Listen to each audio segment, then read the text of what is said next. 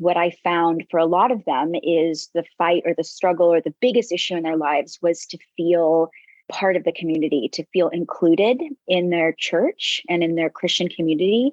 And they weren't feeling that way. I also wanted to create a balanced picture of what their faith looked like. I did have a lot of academic colleagues who considered women's involvement in Christian churches to be akin to an abusive relationship or to be brainwashed in some way. And I personally didn't have that experience in the church, and the women I met don't have that experience. So I wanted to show that, the church can be a tremendous place of comfort, of healing, of connection, but it's not all one-sided.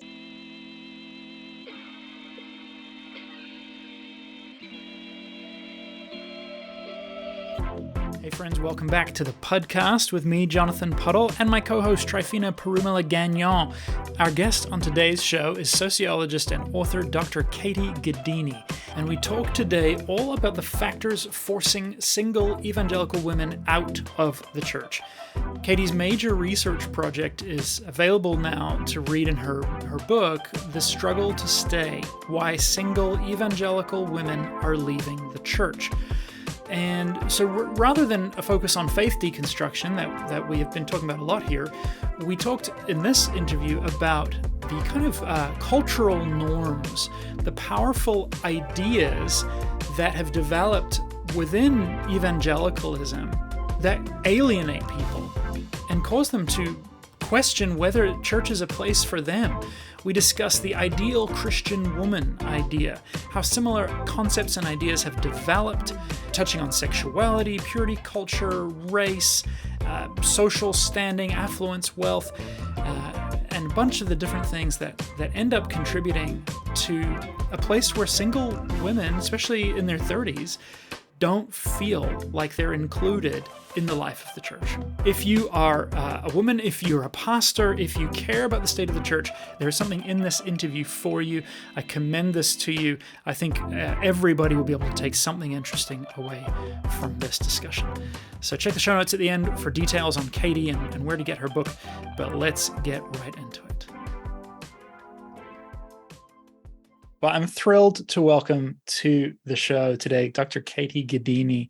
Katie, this book, The Struggle to Stay: Why Single Evangelical Women Are Leaving the Church, is not only really well-researched and thoroughly sourced, and I went through the bibliography and I'm like, hot damn, the number of books she is pulling on, works that she's pulling on from here.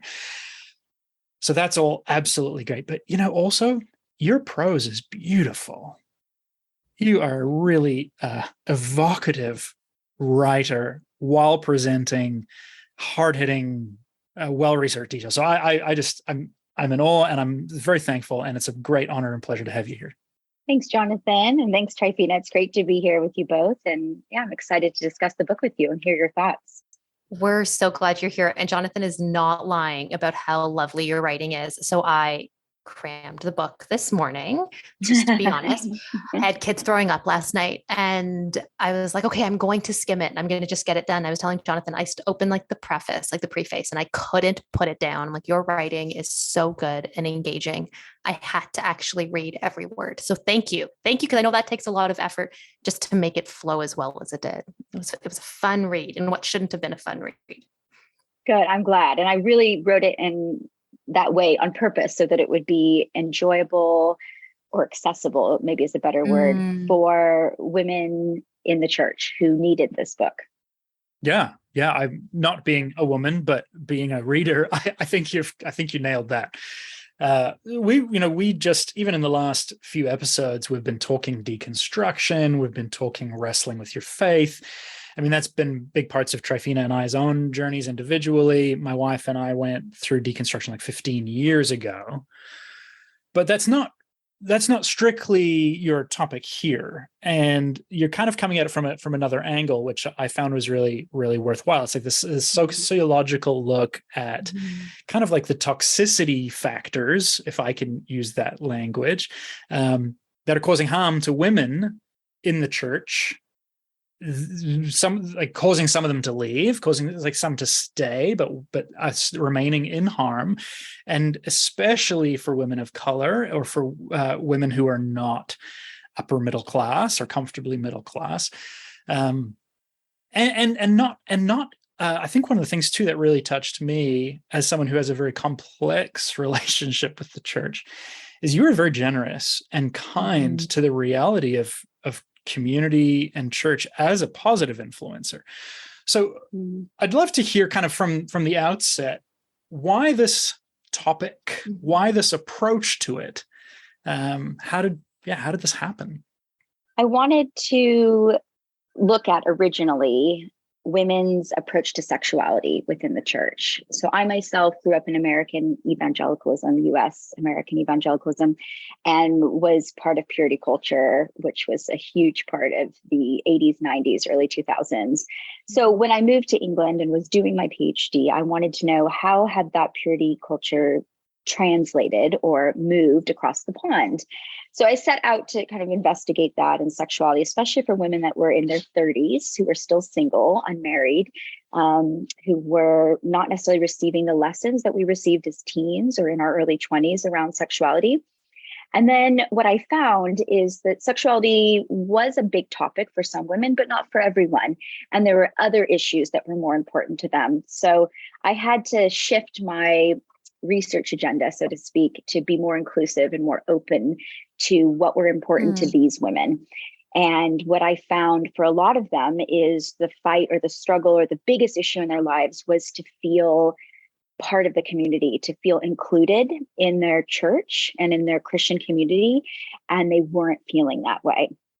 I also wanted to create a balanced picture of what their faith looked like. So I mentioned in the book that I did have a lot of colleagues, academic colleagues, who were not familiar with religion, who considered women's involvement in Christian churches to be akin to an abusive relationship or to be trapped or to be brainwashed in some way.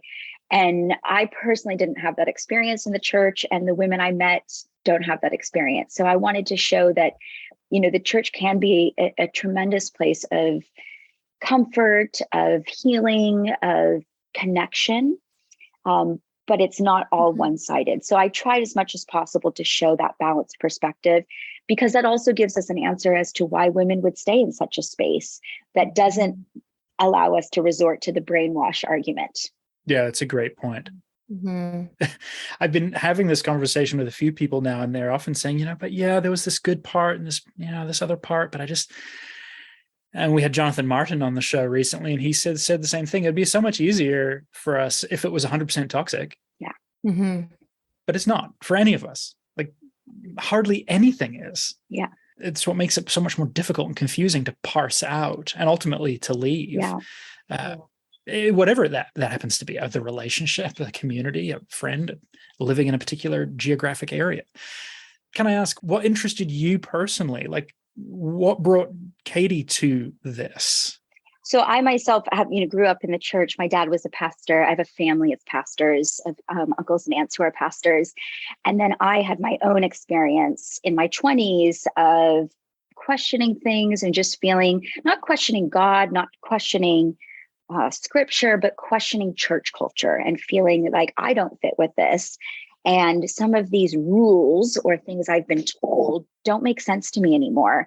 So it was really a personal experience of trying to find a church community that I could fit in. And I did briefly find that while I was living in Spain. I found a wonderful, small, inclusive community.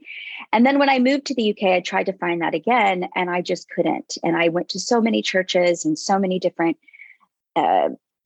parachurches, and finally gave up because I was so tired of trying to fit myself into that mold or to find a space that aligned with my values and my interpretation of the Bible and of Christianity. And, to your point, Jonathan, as well, if it not being all bad and having so many positive elements, there's still things about Christian community and about church that I really miss. And I hear this all the time from people I talk to who are no longer involved in the church, that they are glad they're out, they're not looking to go back, but there are certain elements that they miss, and that doesn't go away. And I think that really speaks to the place in society that church has and the value that it can bring, which cannot be undermined and can't be explained away. So that's my own experience with it. And I wanted to shed light on that experience to make sense of what had happened with me and some of my friends and cousins, and then to see what the experience was like for other women. I really appreciated that you were able to hold the tension, like the dialectic of there were beautiful things that happened and there were toxic, really painful things that continue to happen. And I know, like, even in my own journey of unpacking my faith, that was the hard part. Because even so, my undergrad was sociology, and I remember studying everything as like a young adult and being like, okay, so this is actually, if I look at the systems and structures we've inherited and that have influenced why we believe what we believe and why churches function this way, I'm like, okay, so this isn't all God ordained. And then I would take that and try and mix it with my theology and my leaders at church. And there was no resonance. There was such a disconnect because they're like, no, like your systems and structures have nothing to do with it.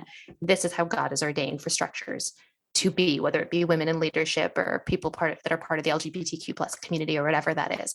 So I loved that you were able to bring those both together and just even honor positive attributes that have come out of churches. So one of the big things you touched on a lot was community. And so what do you think it is about this? Because I feel like so many of the women you interviewed said they stayed for the community. Like, why were they part of a church, even when it was painful, even when they felt like they were having to fit into this mold? What do you think it is about that community piece that keeps us there? Well, I have to say as well, the research sites that I was focused on were big urban spaces, right? So London and New York.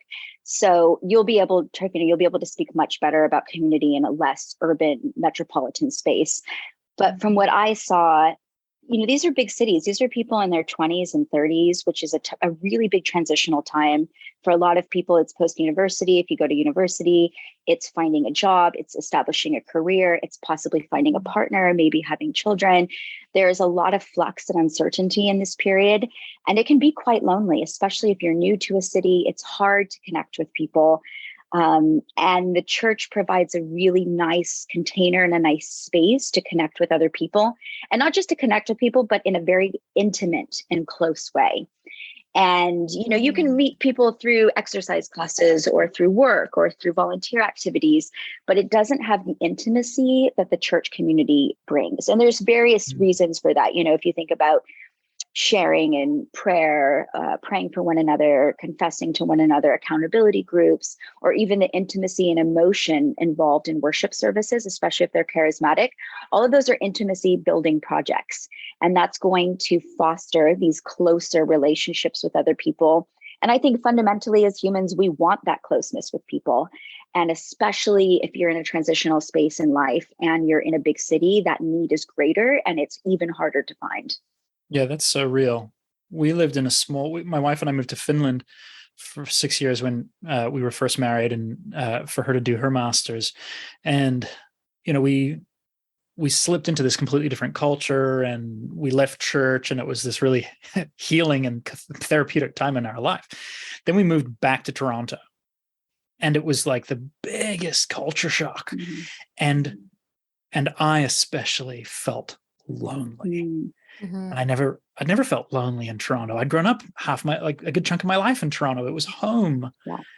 But suddenly everything that you just described, was so real. We had young kids. We were trying to figure out our own selves and where we were at now and all this stuff. And I remember the effort you would have to go through to schedule time with someone months down the road.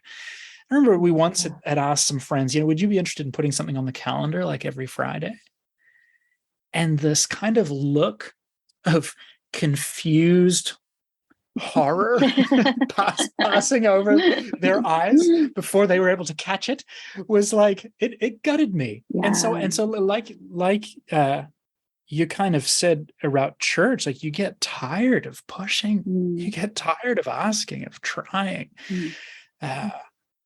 So that's fascinating to me. Yeah. That church, on the one hand, provides this social glue that is so desperately needed, especially in urban spaces, but can only offer so much. What were you going to say, Tryphena? Yeah. I was going to say it's interesting because there is so much beauty and power in community, and like breaking that loneliness and all of that. But then you also continue to speak about, even when you in your parts about purity culture, how often the guilt and the shame wasn't for themselves. They were like, this was pleasurable. This was great. I morally am okay with this, but I feel guilty and shameful because of the leaders around me, because of the community. So somehow so this is where I struggle, because I think there is so much power and beauty in community and in the intentionality the church has put into that. But where's the line from it not being manipulative? And it's like, so we're preying on your lonely moment. We're getting you into this great community, and now you have to abide by the system's instructions. Can I read your words, Katie? I think it's a great point, Trifina. Go for it. Page 98. Liv felt guilt, not because she violated her own beliefs around sex, but because she violated other evangelicals' beliefs. Mm-hmm. It was as if her fellow Christians foisted the guilt upon her, and she could either receive it with open arms and change her sexual behavior, or resist it by keeping her sexual life a secret. Secrets are great community. But that's exactly it. And this is this double-edged sword, right? That the more intimate and close you are with people in your community, the higher the expectations become of abiding by certain norms that enable the community to be what it is. So it's a real paradox in a way. Like, in order for the Christian community to distinguish itself and to be separate from other forms of connection and community, it has to have boundaries around it.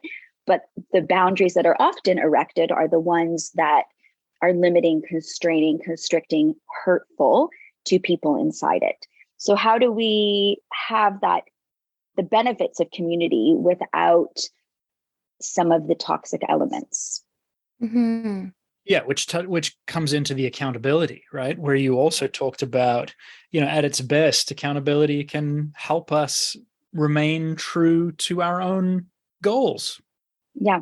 But at its worst, becomes this policing and controlling, threatening kind of behavior that I've certainly witnessed firsthand. I remember in trying to share this without incriminating details. I remember individuals telling me that they were expected to check in with their small group leaders in an almost hourly basis via text message. I'm like, that's batshit crazy. That's like, that is the more abundant life that Jesus promised us? Surely not. Yeah. Or, instances of women feeling the need or wanting each other to police each other's bodies and the way that they dress, the way that they move their bodies, the way that they present themselves, like their affect, if they're giggling too loud, So when it gets into those micro levels, and I think when it comes down to policing the body at such a level, it can be really dangerous. And this is something that often happens amongst women. So it's even outside the sort of male patriarchal hierarchy that we traditionally think of. I think sometimes, though, it is us as women who uphold so many of the patriarchal views that we are in, right? We end up pulling each other within the box. I loved when you talked about, like, you summarized a feminist theory of women being able to manipulate their desires in such a way to subvert their wants into a patriarchal society. And I thought that was so interesting, because it's the continuing to keep yourself small, to mold yourself to fit into the, whatever the messaging that you're getting.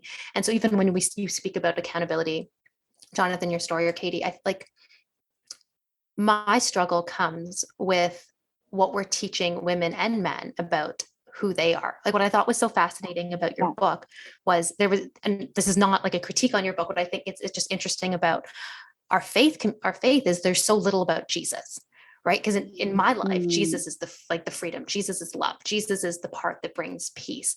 And so instead, what we've spent so much of our faith doing, like, perpetuating and messaging is, well, you're actually horrible. And so you need accountability and you need community to keep you around all the time, to keep you in check, to be telling you what you can and cannot do. Are you giggling too much? The amount of times I have conversations with girlfriends where it's okay, well, I need you to discern with me if this is the right job or not, which is great. I think there's power in discerning in community. What I'm realizing now as a grown woman is how I don't trust my own instincts, because I've been taught that my instincts are bad. So when you talk about policing around a body, I'm like, that actually plays into so many spheres, and why we still have, like you talk about, like the New York or the London church, where they allow, sorry, I'm talking a lot here, I apologize, it's gotten long, where they allow women in leadership, but still you end up with mostly men in leadership, because you have groups of women who are taught to not trust their own selves and their bodies and their minds. Yeah, and I love this quote that I include in there from the poet and writer Kathy Park Hong, where she talks about this disfigurement of senses. And she's writing about that in terms of racism in the US. So that's the original context. And I borrowed her understanding of this disfigurement of senses, of this and looking at the root of that word, the etymology is this distrust of senses. And that happens so often for women of color, working class women that are experiencing marginalization on so many multiple levels, then become taught to distrust their intuition or their sense that something's not right here. There is discrimination going on, and I don't even trust it anymore because I've been told so many times that it's not happening or that it's all in my head. And that's really dangerous when it reaches that point. Absolutely. I mean, even within, and this is, I'm sure, no surprise, but it's like there was this pervasive message that we shouldn't trust our emotions, that emotionality is sort of like the shortcut to sin. And so definitely don't be led by your emotions. Okay, well, that's one box. But then the next box was, but women, they certainly are led by their emotions. So somehow women, the messaging I received, was that ultimately, even in the church, women are kind of these temptresses that can't control their own sin and certainly will lead you to sin, but yet are also somehow to be held responsible for male sexuality, among other issues, right? The whole thing of the burden of sexual purity falling on women to keep men from sexual sin, but also we can't trust women to be in leadership because they're so easily led astray. I'm like, this doesn't compute one bit. This is not, even within the completely false narrative riddled with lies, it is incoherent. Right. And I think there's a lot of those paradoxes or contradictions within that we're talking about, or that I explore in my book. Of, on the one hand, you've received a calling from God to pursue ministry, to pursue ordination, and you are to trust that prophecy that came to you in the service. On the other hand, there's no positions for you and we can't open any up and we don't want to put you forward. So what are you supposed to do when you have these competing messages that the church leadership is telling you? And also this competing message, you're hearing one message from God and you're hearing another message from your church leaders. And that could be part of that disfigurement that happens of senses of, can I even trust what I think God is saying to me when it contradicts everything I'm seeing on the ground? Katie, can you run us through some of just kind of like a high level overview of some of the big areas? Like if somebody's listening to this conversation and they're not already immediately familiar with it as clearly as the three of us are, what are some of the big ticket items that are causing single women to feel so alienated? So one of them is structural ideals of normative womanhood, which includes being straight, being white, being middle to upper class.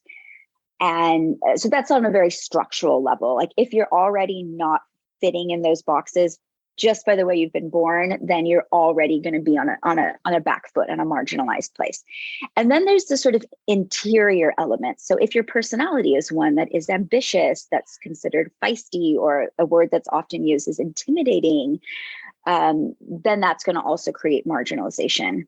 If you're not married, if you haven't had children, married to a man, then that's going to be another level of it. And then there are other sort of not smaller, but other additional factors that can come into play. So if you identify as a feminist and feminism is really important to you, that can slot you into this troublesome category, even if the pastors are on paper okay with feminism. If you desire church leadership, if you feel called to church leadership, and maybe your church endorses it on a doctrinal level, but you're really pushing for it, and you don't fit the aforementioned categories, then you're going to feel marginalized as well. So there are those are kind of the main key ones that I came across. I know other research has found that women who identify as LGBTQ also really experience that marginalization and tend to leave. I personally didn't come across women identifying in that way. They all at least told me they were straight. But I do want to flag that that's another key element that's come up elsewhere with other research. And what's the level of research on this? Like, you put a few years into this, right? Yeah, about 8. About 8 years, plus a lifetime, depending on how you want to calculate it. I would say a lot of research has been done on women in Christianity, but not with an unmarried population. So previous research, this was a really popular area of study in the early 2000s and the 90s, looking at women in different Christian denominations, including Catholicism, and women's marginalization or their struggles for equality. But it was mostly with married women or women who were in leadership positions already and were experiencing pushback. My study specifically is looking at the unmarried group, which, continues to grow and women tend to get married later, and the specific struggles they face because they're not married. And so they're already not meeting some of these key markers. They're already on the back foot. Mm-hmm.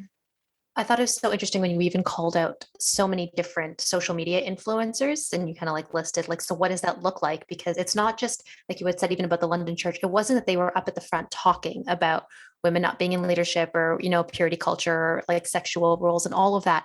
But it's just this pervasive culture that seeps in from every part. So when you have so many of your female Christian influencers who are white, who are heteronormative, who, often, are very able-bodied, just what it all looks like and the way they live their life, and they're married and they have this sort of parenting style.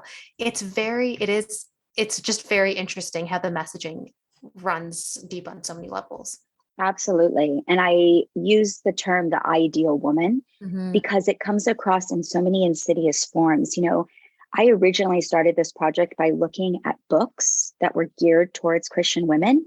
And even when you read some of the descriptions in books of people, they'll mention her lily white skin or her soft blonde hair, the way that whiteness is associated with the ideal, whether it's the cover of the book, the stock image that's on there, or the little description that's plugged in, or as you say, the social media influencers. It's happening on so many different levels to construct and reinforce that this is what the ideal is. 100%. Yes. Preach. And Tryphena, I'm sorry, can I just say personally, for all the ways that we've spread these whiteness messages and for you having to grow up in this mess. Thanks. So thank you. I'm still figuring it out. But thanks, Jonathan. Katie, you, on this topic, page 144, it was very, very helpful for me. I'm going to read from you in a second, but it was helpful because, having untangled a lot of theological things, we grew up in purity culture too, and wrestling through all of that stuff, and having chatted about it sometimes with my parents or with pastors and folks in the next generation up, trying to understand exactly how this happened, right? And often it'll come down to, but we never preached that. We never taught you that. We never show me the one book that tells you to hate yourself with that kind of strong language. But it's not the one thing, right? So you wrote here on page 144 regarding the ideal woman. More importantly, these social media posts dynamically interact with other discursive material, such as magazine articles, sermons, purity books, and Bible study texts. These discursive parts link with one another and build the seemingly coherent figure of an ideal woman. And then you quoted Giselle de Pollock to say that basically these visions acquire the authority of the obvious. And that's exactly what happens. What it means to be an ideal Christian woman has simply become so obvious. And that's obviously what we're talking about here, but I feel like the exact same principle is what's taken place in terms of building a theology of an angry, retributive God, a God that you have to perform for, these kinds of things. It wasn't the one thing. It was this whole interactive discourse, and you end up with something that's simply obvious. And how can then you even begin to fight it when it's just the water that you grew up in? But that can make it even more confusing as to, I don't know why I feel marginalized, or I don't even know why I have this image of God, but I do because it's so pervasive. So it's even harder to pinpoint or untangle or understand or make sense of. And as you say, even harder to kind of push against when it's ubiquitous. And then it comes back to you. Somehow you're the one who's problematic because you have a distorted view of God, or you're struggling with your sexuality or whatever it is, right? Yeah. So when you were talking, Jonathan, I just had a thought, because we were talking about how whiteness has become so pervasive in our faith community, and how even our theology plays out. And I loved how, Katie, you talked about the if-then model, how so much of purity culture was, okay, if you do this, then this will happen. And so how many times have we had a pastor stand up and say, well, I waited and look at this hot wife God has given me. And you're like, what is happening?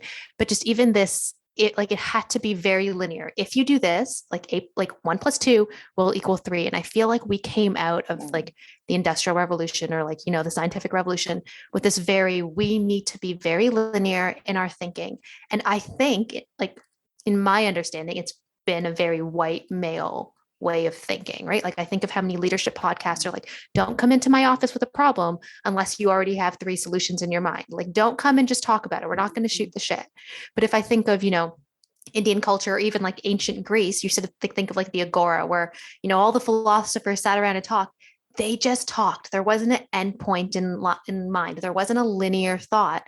And out of that birthed democracy. Out of that came the Hippocratic Oath. And there was something so powerful about it not having to be linear.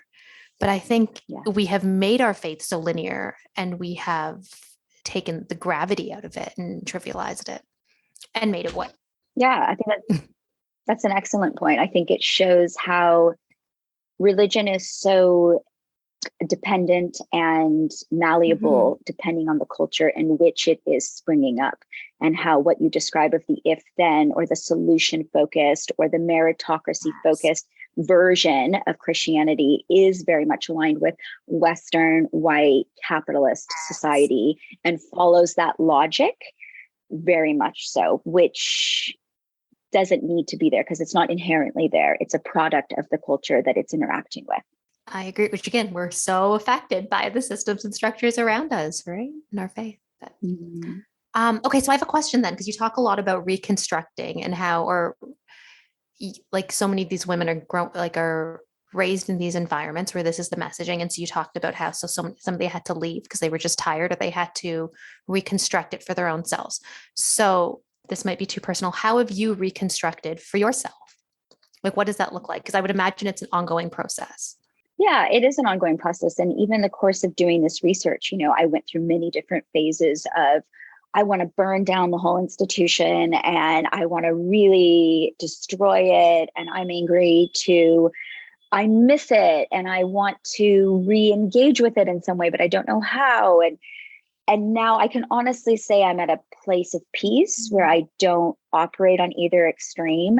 And I have tremendous respect for people that are still engaged closely with Christian community, or are pastoring, or are working towards a more inclusive and equitable version of Christianity. And I also feel peace on where I'm at, of not being regularly involved in a church community, but still highly invested in terms of the work I do and the personal relationships I foster and my own personal practices, and being able to do that from the outside, if you want to call it that.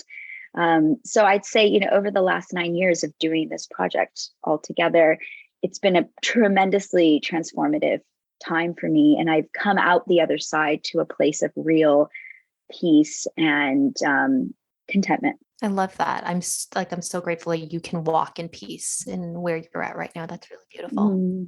I completely agree. I'm glad to hear that. Yeah, can you talk a little bit more about where other women are ending up, and you use the language of like liminal spaces, and they're kind of neither in nor out. Are there kind of distinctives to pain points and good things to that liminal space? So it was hard for me to know when to cut off the research or when to cut off the book, because obviously these women's lives are continuing and I continue to know what's going on in their lives. And I had to pick a point of saying the story ends here for the book or for the research, and their stories continue. And there isn't a one size fits all. So some of the women that I engaged with and was really close to for many years continue to go to church and to struggle with it and to want to change it and to feel tired and frustrated, but to also feel really called to stick in there. And others are not involved at all anymore. And some don't even call themselves a Christian anymore. Whereas, when I met them 8 years ago, they were pursuing ordination. So there's been a massive change in their own personal life. A lot of it depends on what other personal life events have intervened, if they've met somebody, if they haven't, where they've moved, what has happened to them health-wise. There's been a lot of intervening factors. But there's so many gradients of involvement with the Christian community and changes in their personal faith. And the two don't always align with each other. Yeah, makes sense. Absolutely. Meaning that the faith can really, someone's faith can really stay intact and they can still call themselves a Christian and feel really close to God, but not be involved in church whatsoever. And others are really involved in church, but are questioning their faith deeply.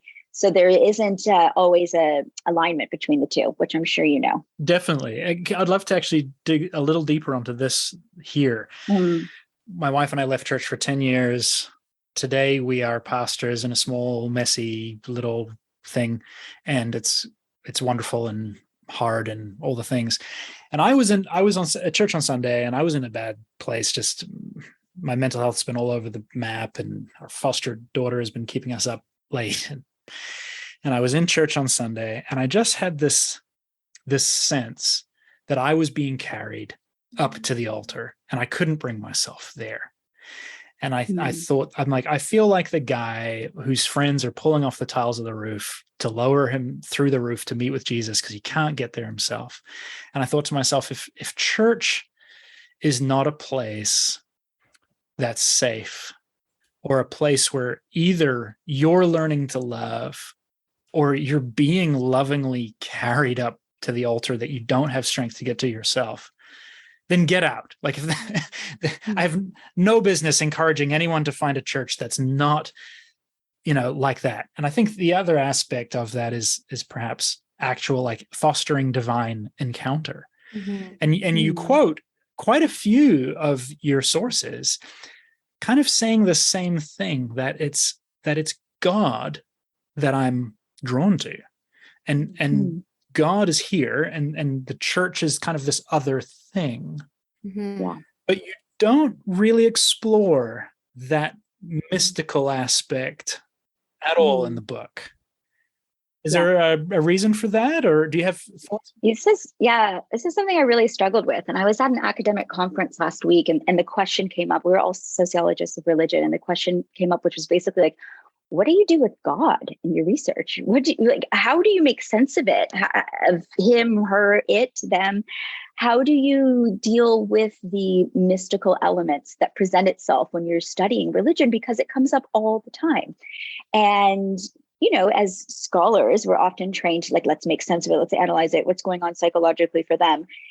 And I didn't want to do that because I think that takes away from the individual's experience of God and the mystical, and because I don't think we can explain it. So I was really caught in this place of this scholarly approach to untangling it all and explaining it all away, and this more human approach, you could say, of letting it stand on its own. And as one of my writing teachers said, like writing God, just writing him straight, writing it very straight of this was the experience and this was their experience with healings or miracles. And I'm not going to untangle it or try to make sense of it. I'm going to let it stand on its own and let the reader do that work. That's great. Thank you. I like that. I can really appreciate that. Yeah. And I think actually it just made it so relatable, because even as you were sharing stories, if they were coming home from like a Holy Spirit weekend and encountered Holy Spirit and it felt transformed, but are still wrestling with the system and structure that they're in. I'm like, oh, that is very relatable. It's human. It's both ends. I appreciated you writing it straight. And I think the reality of it is, as you mentioned, Jonathan, that church is often a space where you can encounter God in a more profound way. Certainly you can outside of church. But if that is a space that enables that deep connection, then that is going to be hugely beneficial and a huge draw for people to continue in church, even if their relationship with God is continuing outside of that space. Mm-hmm. Yeah, for sure. I will just be honest. I think that's a big part of my faith journey, right? There's the communal, mystical part of the corporate gathering. Anyways, that's a whole other conversation. A good one. Jonathan, I feel like you're in deep thought. Yeah. I'm just sitting with all this, and Katie, I really appreciate the things that you've brought together for this, and like my heart is just moved and grieved, that people, women in particular, but human people are desperately looking for belonging, for friendship, for transformation, for encounter with the divine. If you're sitting here as a pastor, whether or not you're male or not, what more could you want from the people that are turning up to your church? They literally want to be there and be transformed and bring their full selves. Yeah. And but then 5 years, 10 years or less or more, the fruit is, for many, but especially, for single women, and obviously the various intersections that you've highlighted, the fruit is bad. And not just, it didn't fit, but, mental health collapse, suicidal ideation, really bad, right?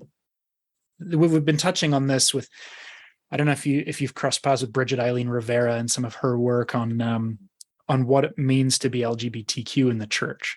And the research there is damning that especially young people, typically young people who approach the church, their risk of suicide decreases unless they identify with the LGBTQ in some way, in which case their risk of suicide measurably increases. And this is obviously not strictly what we're talking about, but it deeply troubles me, as I guess it should, obviously. But I'm just sat here with it, that the church in so many places is not bringing life to so many people and so many categories of people. It's instead bringing death, destruction, self-doubt. And I'm just like, what the actual F? I'm grieved and troubled. And again, not surprised. Like, I'm not sitting here naively going, oh, wow, I didn't know about this. I've witnessed it. I've seen it. I've been a part of it, to my shame. What do you think is going to happen? Yeah. But sit in the futurist's chair for a minute. Like, what's happening? What's going to happen to the church in the next 5 or 10 years if we don't figure this out, which every indication is that we're not going to figure it out? I think there is going to be a breaking point. I think what we're seeing in the US and the UK is, the numbers of Christians, and especially evangelicals, continues to go down. Some preliminary research shows the group most likely to leave are single women, are women in general. That's the group that historically has sat in the pews, kept the church afloat in terms of the functioning, but also in terms of the numbers. And I think we're going to continue to see a decline until there is change. And I think when the decline gets steep enough and serious enough, there will be eyes opening and an actual desire to, what can we do to fix this outside of trendy branding and catchy events that will lure people in? What can we do to systemically shift things so that we don't completely dissolve? Right. That's my hope. I think it's going to have to get worse before it gets better. But I do think that, a lot of church leaders don't care about any of these things. But I think they will care when the numbers continue to go down and Christianity is even more under threat. Yeah, right. Like, I mean, we already know that the vast majority of the congregation sitting there in front of us is women. and yet the vast majority of people standing up on the stage are men. Like, I died at one of your people's comments that like there's too much white dick on stage or something to that effect. Yeah, she's one of my favorites. She always keeps it real. So real. She's my favorite. Yeah, she's a lot of favorites. I mean, I also have to say, I study Christianity and politics now in the US, and I have done a bit in the UK as well.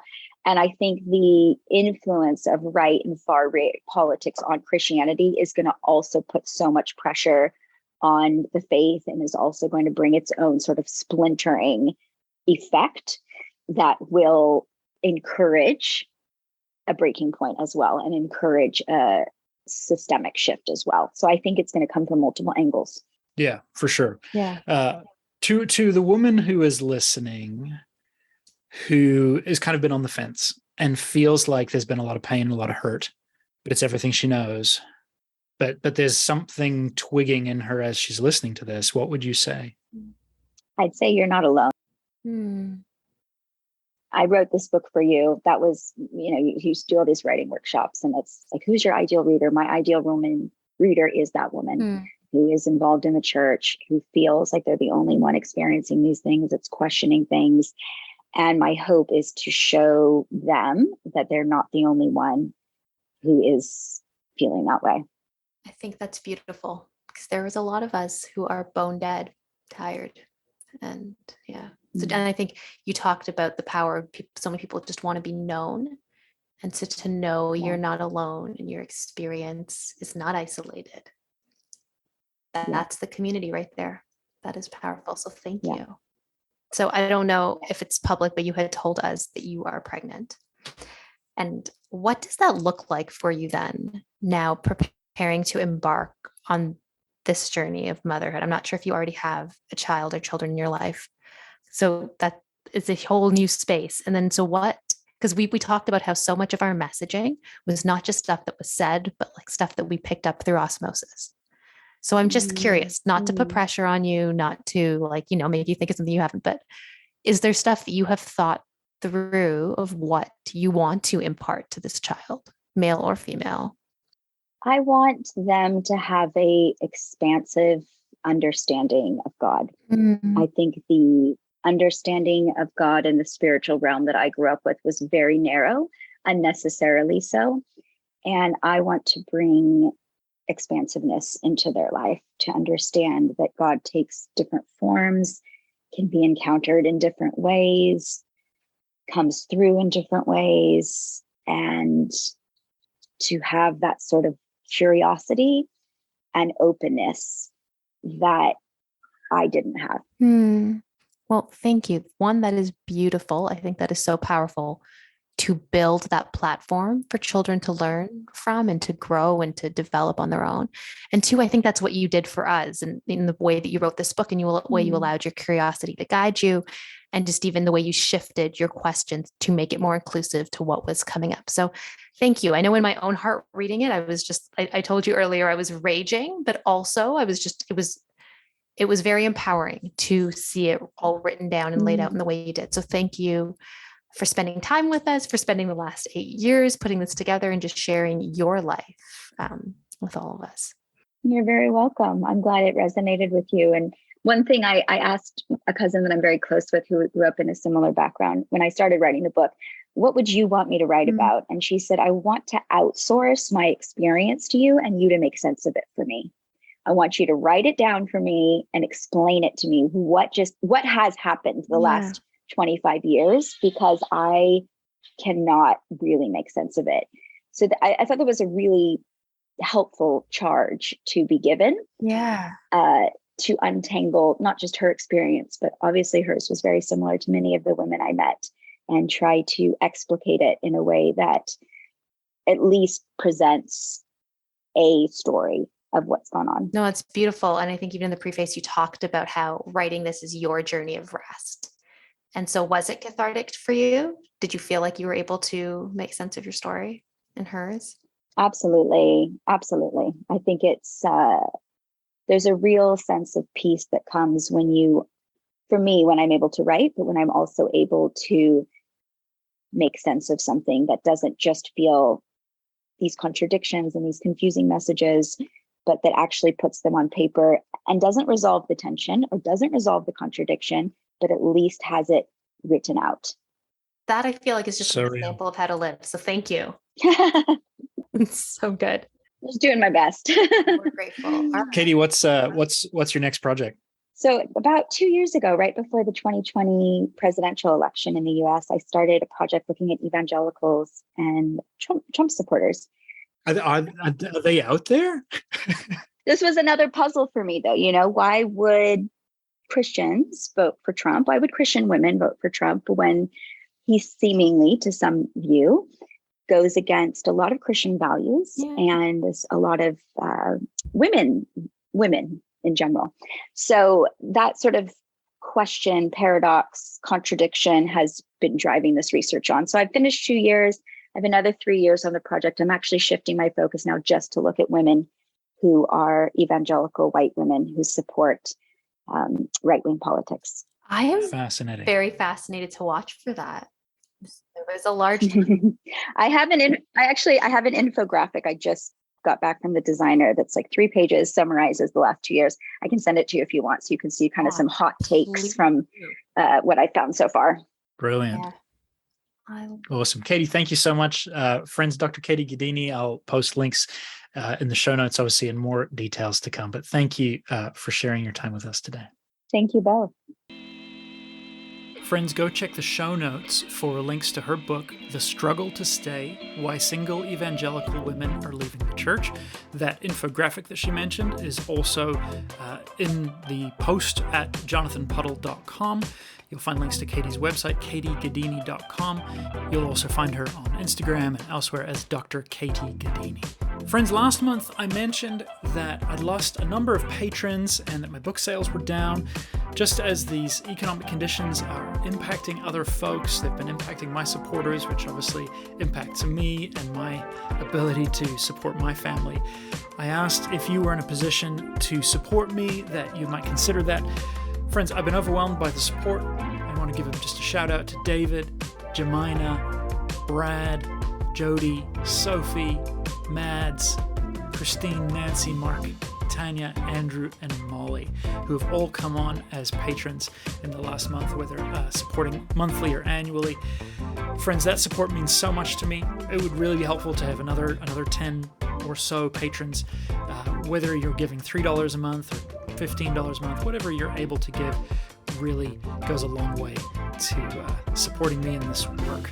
Please do not feel any pressure if you're not able. If you're feeling the bite the same way many of us are, then I know that I'm praying for you, praying for all of us to be sustained through this difficult time. But if you are in a place where you could spare, you can head to patreon.com/JonathanPuddle, or you can go to jonathanpuddle.com/support if you'd rather give a one-time gift or donation, anything like that. As well as you'll find my books. You can order those directly from me, as well as Amazon or anywhere else. Friends, this has been such a delight. We've got some really exciting interviews coming up. Check back in 2 weeks for the B-side to this, where Trifina and I kept the microphone rolling and riffed deep on these themes that Katie brought up. So if you want to really know what we're thinking, that is available very shortly, the B-side to this interview. I can't wait to share our next guest. It is fire, man. You guys are gonna have your socks blown off, trust me. Share this with a friend. Tell your friends to go check out Dr. Katie Gaddini's work. Let them get in on this. Maybe we can start changing the direction of this ship and create spaces where everyone can thrive and be celebrated. All right, my friends, grace and peace to you. Much love. We'll be back soon.